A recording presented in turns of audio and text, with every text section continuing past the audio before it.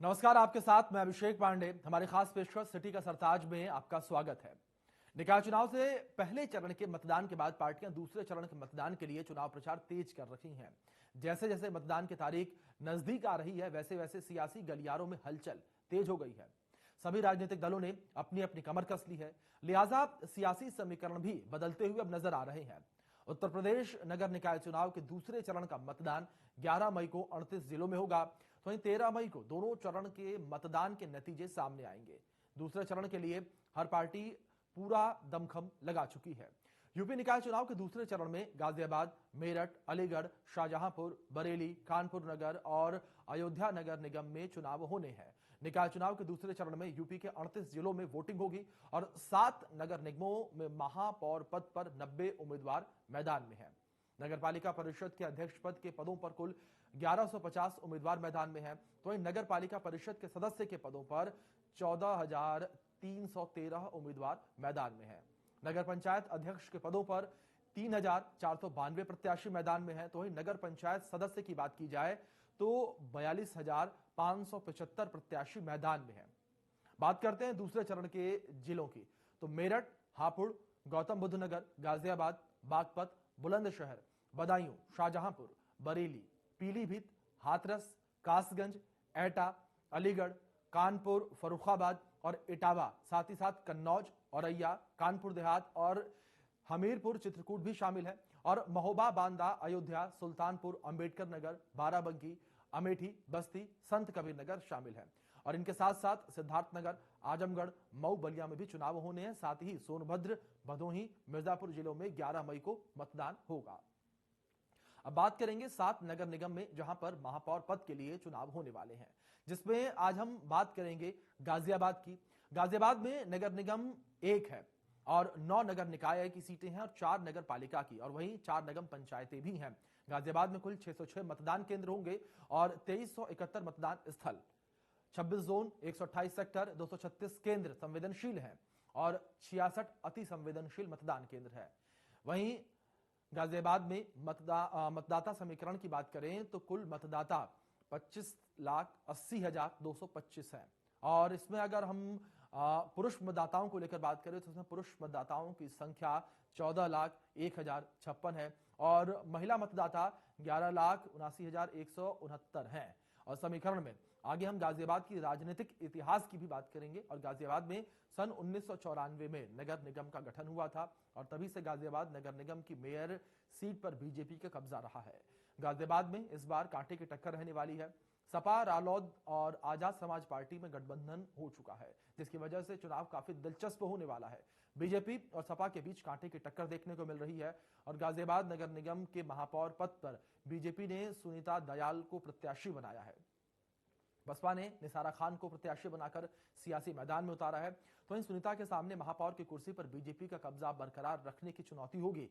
तो वहीं सारी पार्टियों को अपने प्रत्याशी को जिताने का प्रेशर है।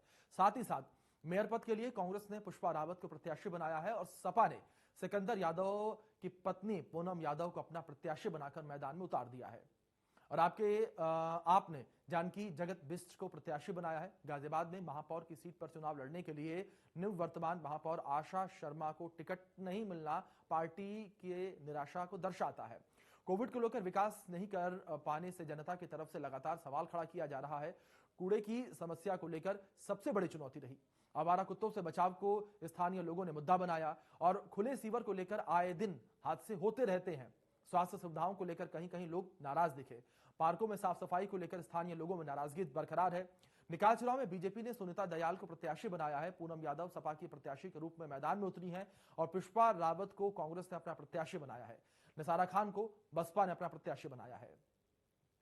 तो कुछ इस तरीके से ये पूरे समीकरण है और इन समीकरणों के बीच आपको बता दें कि चुनाव है।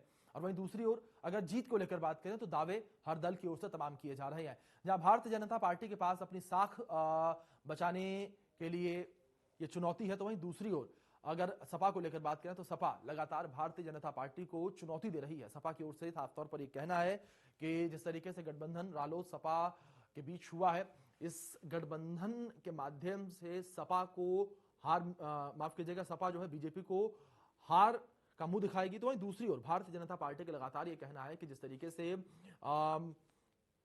29 साल से सीट पर उनका कब्जा है, लगातार वो जीत रहे हैं, तो ऐसे में विकास की गंगा के माध्यम से ही भारतीय जनता पार्टी लगातार जीत दर्ज कर रही है। और इस बार भी जो क्षेत्र की जनता है वो भारतीय जनता पार्टी पर विश्वास जताएगी और निकाय चुनावों में भारतीय जनता पार्टी का परचम जो है गाजियाबाद में भी वो लहराएगी, क्योंकि उनका साफ तौर पर कहना है कि लगातार जो विकास है वो किए गए हैं, विकास कार्य जो है उसमें कमी जो है देखने को नहीं मिली है और इसी आधार पर भारतीय जनता पार्टी को वोट मिलेगा।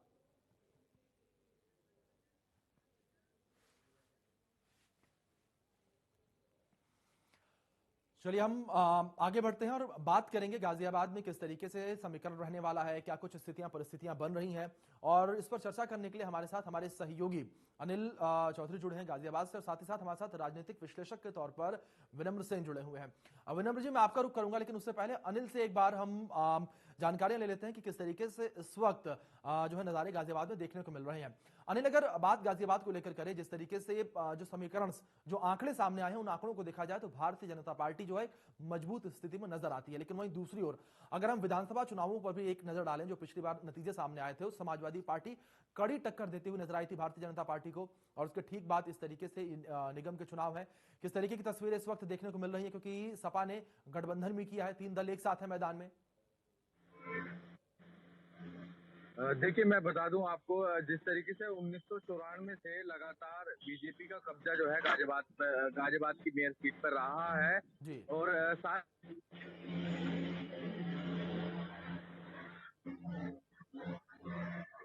जिस तरीके से चाहे वो छोटा चुनाव हो या बड़ा चुनाव हो, जी पर बीजेपी जिस तरीके से फाइट करती है, चुनाव लड़ती है, तो कहीं ना कहीं क्योंकि चाहे वो छोटे स्तर से छोटे से बड़े तक जो बड़े बड़े नेता हैं वो रोड शो में शामिल होते हैं, जी क्योंकि कल ही मुख्यमंत्री यहाँ से गए हैं और बड़े बड़े नेता जो है लगातार, जो केंद्र के मंत्री हैं वो लगातार भ्रमण कर रहे हैं। कल वीके सिंह जो है, जो केंद्र के मंत्री हैं, वो जी लगातार लोगों से मेयर के लिए वोट मांगते हुए नजर आएंगे। तो कहीं ना कहीं इस बार सपा के बीच में और बीजेपी के बीच में कहीं ना कहीं कांटे की टक्कर जो है इस बार गाजियाबाद में रहने वाली है। चलिए अनिल, जिस तरीके से आपने जिक्र किया कि कांटे की टक्कर सपा और बीजेपी के प्रत्याशी में रहने वाली है, नतीजे जब सामने आएंगे वो देखना बड़ा दिलचस्प रहेगा। विनम्र सेन जी, आपका रुख करूंगा मैं। विनम्र जी, किस तरीके से आप इस चुनाव को देखते हैं, खासकर अगर गाजियाबाद की सीट को लेकर बात करें, गाजियाबाद के मेयर पद को लेकर बात करें, किस तरीके से आप देखते हैं? देखिए, जैसा कि अनिल जी ने बताया जी कि गाजियाबाद में भारतीय जनता पार्टी विगत कई वर्षों से लगातार मेयर के पद पर काबिज है और जी भारतीय जनता पार्टी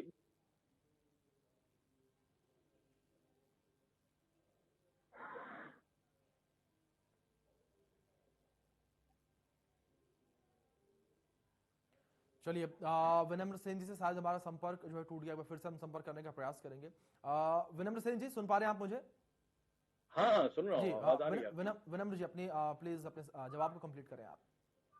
तो मैं कह रहा था कि जी गाजियाबाद को भारतीय जनता पार्टी एक सेफ सीट के रूप में देखती है जी और इस सेफ सीट के रूप में देखने के कारण भारतीय जनता पार्टी निश्चित तौर पर एक उसको उम्मीद है कि गाजियाबाद सीट जी पर वह चुनाव जीत रही है। लेकिन एक तरीके से समाजवादी पार्टी गाजियाबाद के चुनाव में एक मजबूत प्रतिपक्ष के रूप में दिखाई पड़ रही है। जी लेकिन मजबूत प्रतिपक्ष के बाद भी शायद अगर उनके बड़े नेता, जैसे भारतीय जनता पार्टी के बड़े नेता जमीन पर उतर कर, जैसा अनिल चौधरी जी अभी अपनी बात में कह भी रहे थे कि जैसे भारतीय जनता पार्टी के बड़े नेता जमीन पर उतरकर संघर्ष कर रहे जी हैं और मेहनत कर रहे हैं, 1-to-1 कांटेक्ट करने का प्रयत्न कर रहे हैं, अगर समाजवादी पार्टी के लोग भी गाजियाबाद में भी अगर ये काम करते तो निश्चित तौर पर एक चुनौती भारतीय जनता पार्टी के सामने होती।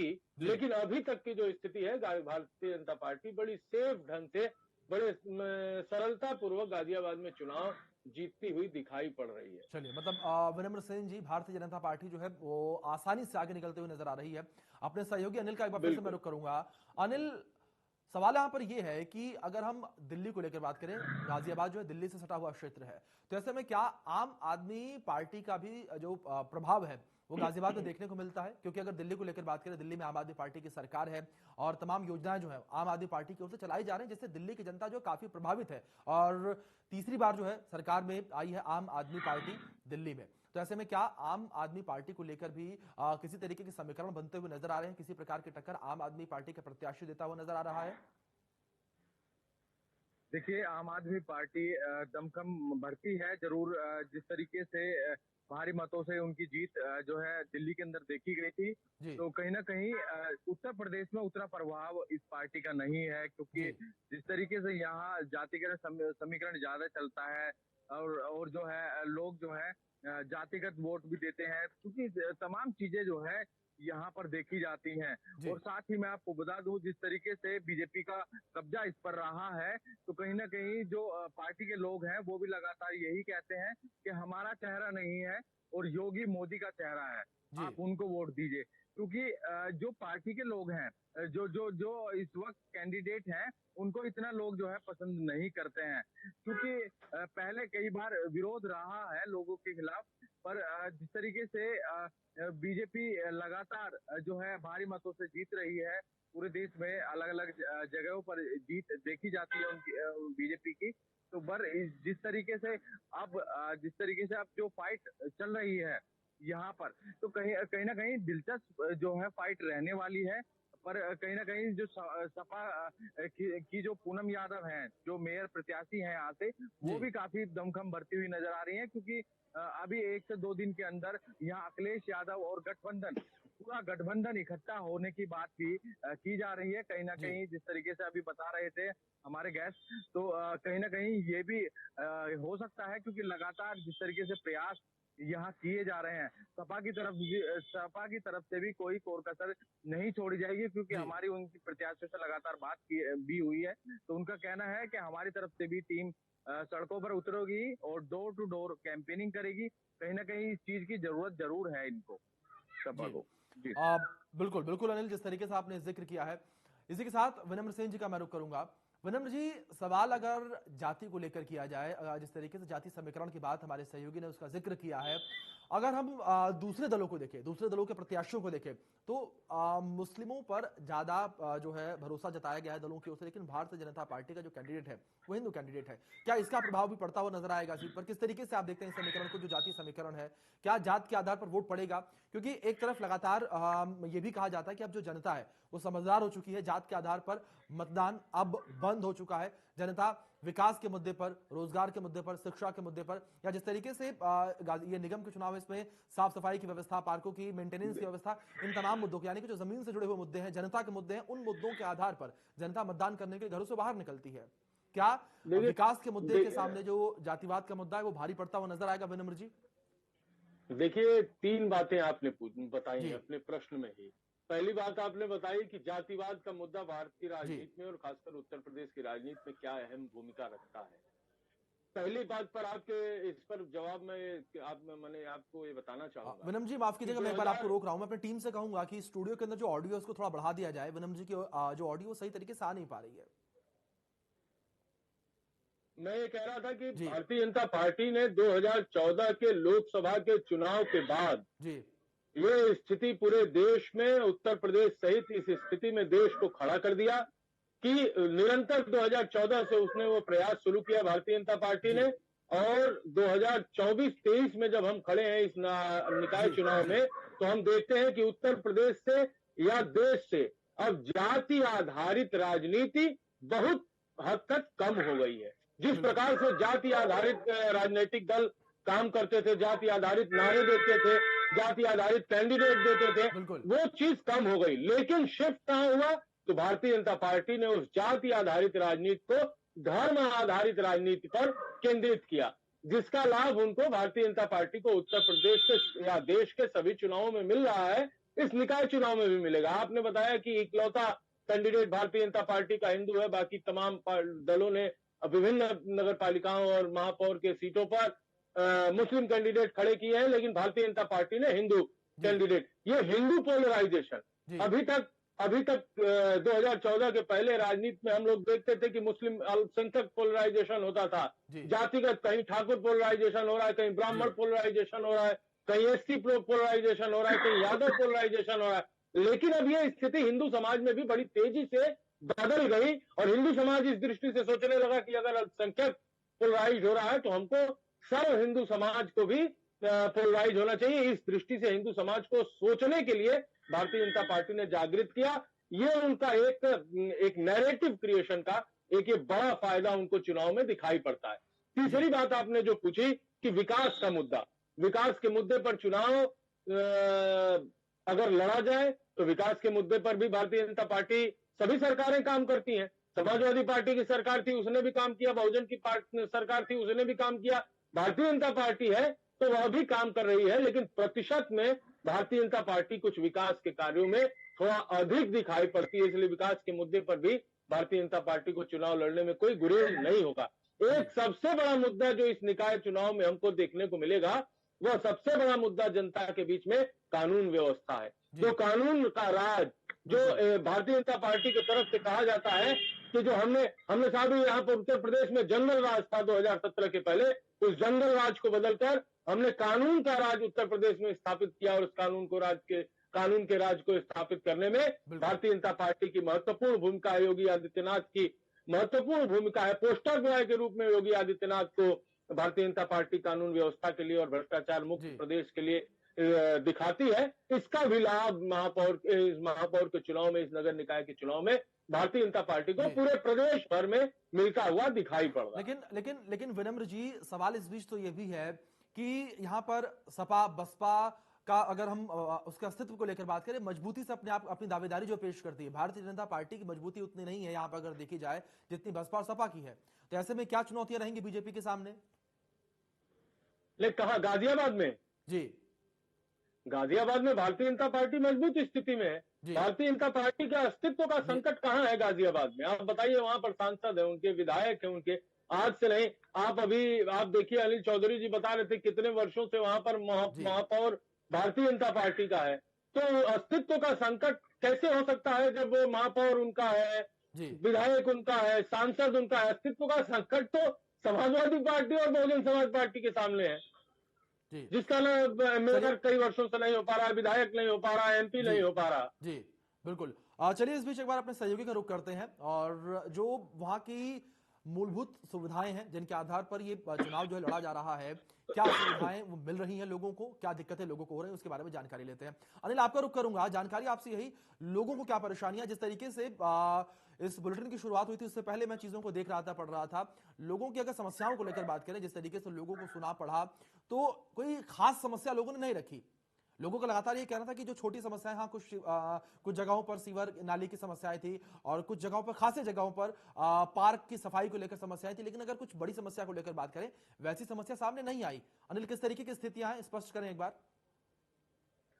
बिल्कुल आपने सही कहा। जिस तरीके से पूरे गाजियाबाद की तस्वीर देखी जाए, शहरी क्षेत्र की बात की जाए तो शहरी क्षेत्र में जरूर विकास हुआ है और ऐसा नहीं है कि देहात क्षेत्र में विकास नहीं हुआ, पर कहीं ना कहीं अभी जो कमियां हैं, क्योंकि लोगों से हमारी जिस तरीके से बात हुई है तो उनका कहना है कि शहरी क्षेत्र में जरूर विकास हो रहा है, पर जो ग्रामीण क्षेत्र है वहां पर उस तरीके की जो सुविधाएं हैं वो नहीं देखी जा रही हैं। ऐसे कुछ गांव भी हैं और कुछ ऐसे जैसे कि गोविंदपुरम का इलाका है तो वहां पर कुछ कॉलोनियां हैं, वहां पर भी दिक्कत जो है लोग बता रहे हैं, क्योंकि काफी टाइम से हम लोगों की आवाज जो है नगर निगम तक पहुंचाते रहे हैं। तो हमने खुद जमीनी स्तर पर जाकर देखा तो वहां सड़कें प्रॉपर तरीके से नहीं बनी हुई है, जिसको लेकर जो मेयर प्रत्याशी है उनसे भी हमारी बात हुई थी, जो अब खड़ी हुई है उनसे हमारी बात हुई है, पर उनका ये कहना था कि जल्द से जल्द इन सभी पहलुओं पर हम कार्रवाई करेंगे और जल्द से जल्द यदि हम बनते हैं गाजियाबाद में फिर चहुमुखी विकास हम लेकर आएंगे। पर एक पॉइंट मैं जरूर आपको बताना चाहूंगा जो बीजेपी को इस बार मुश्किल में थोड़ा डाल सकता है, क्योंकि जिस तरीके से टिकट का बंटवारा शुरुआत में हुआ तो अंदरूनी कलह जो है वो देखी गई, क्योंकि जिस तरीके से पार्षदों के जो टिकट काट दिए गए, जिससे पार्षद जो है विरोध में खड़े हो गए पार्टी के और लगातार वो शिकायत करते रहे, रोते रहे, उनका अलग अलग तरीके के आरोप उनके लगते रहे कि उन्होंने पार्टी द्वारा पैसे लिया गया और हमें टिकट नहीं दिया गया। क्योंकि जिस तरीके से पुराना कार्यकर्ता है जो जमीनी स्तर पर काम कर रहा है, जो जिस देहात का है, जिस गांव का है, जो पार्षद है, यदि वो टिकट मांग रहा है उसका टिकट कट जाना, तो कहीं ना कहीं जो उसकी जो फैन फॉलोइंग होती है, जो उसके खुद के वोटर्स होते हैं, वो जी। कहीं ना कहीं कट जाते हैं, चलिए, क्योंकि ठीक है। 30 से अनिल 40 अनिल जो ये 30 से जिस 40 तरीके से नाराजगी की बात का जिक्र किया है, इस पर मैं विनम्र जी से बात करूंगा, लेकिन इसमें छोटा सवाल जल्दी से मैं आपसे और यहाँ लेना चाहूंगा। मुझे लोनी का क्षेत्र याद आ रहा है। अगर लोनी के आसपास के क्षेत्र को हम लेकर बात करें, नई कॉलोनियां, अनिल वहां पर बसी हैं, आप ग्राउंड जीरो पर ज्यादातर रहते हैं, आपको बेहतर जानकारी होगी वहां से किस तरीके की समस्याएं, क्योंकि जाहिर तौर पर जिस तरीके से आपने पहले भी जिक्र किया था कि शहरी क्षेत्र में जो विकास है वो तो बेहतर तरीके से हुआ है, लेकिन जो नई कॉलोनियां बसी हैं वहां पर सबसे ज्यादा समस्या होती है सीवर की, सड़क की और खड़ंजों की। लेकिन उसके बावजूद कॉलोनियां जो है कटती चली जाती हैं और क्षेत्र का विकास होता चला जाता है जनसंख्या के आधार पर, लेकिन मूलभूत सुविधाएं वहां से नदारद रहती हैं। अनिल। बिल्कुल आपने सही कहा, जिस तरीके से मैंने पहले जी भी जिक्र किया कि क्योंकि देहात क्षेत्र जैसे कि जी लोनी हुआ जी या मुरादनगर हुआ, मोदी जी नगर हुआ, ऐसी जगह पर जिस तरीके से लोनी का जिक्र आपने किया, तो वहां पर अनऑथराइज कॉलोनियां भी काटी गई। बिल्कुल बिल्कुल और जब उस तरीके से कट जाती हैं और जब जो अधिकारी हैं मोटा पैसा लेकर बैठ जाते हैं, जी और जब जो बायर्स होता है वो सफर करता है, उसे जी मूलभूत बिल्कुल सुविधाएं नहीं बिल्कुल। मिल पाती अनिल हैं, माफ कीजिएगा, समय थोड़ा सड़कें नहीं कम है मिल मेरे पास, पाती हैं। अनिल माफ कीजिएगा, मतलब ठीक है, कुल मिलाकर वो मुद्दा भी रहेगा, वो मुद्दा भी देखने को मिलेगा और कहीं ना कहीं चुनाव में उसका बोलबाला रहेगा। जल्दी से विनम्र जी का मैं रुख करता हूं। विनम्र जी, बात आपसे नाराजगी को लेकर मैं करना चाहूंगा। नाराजगी किस तरीके से हावी पड़ती हुई नजर आएगी? देखिए, नाराजगी निश्चित तौर पर भारतीय जनता पार्टी को थोड़ा बहुत नुकसान जी पहुंचाएगी। बागी नेताओं की नाराजगी, और ये बागी नेता की नाराजगी सभी सत्ताधारी दल, जो बढ़ता हुआ दल होता है, उसके साथ होती ही है। जी लोगों की बिल्कुल। बढ़ते हुए दल के साथ अपेक्षाएं बढ़ती हैं और अपेक्षाएं नहीं पूरी होने पर वो नाराज होते हैं।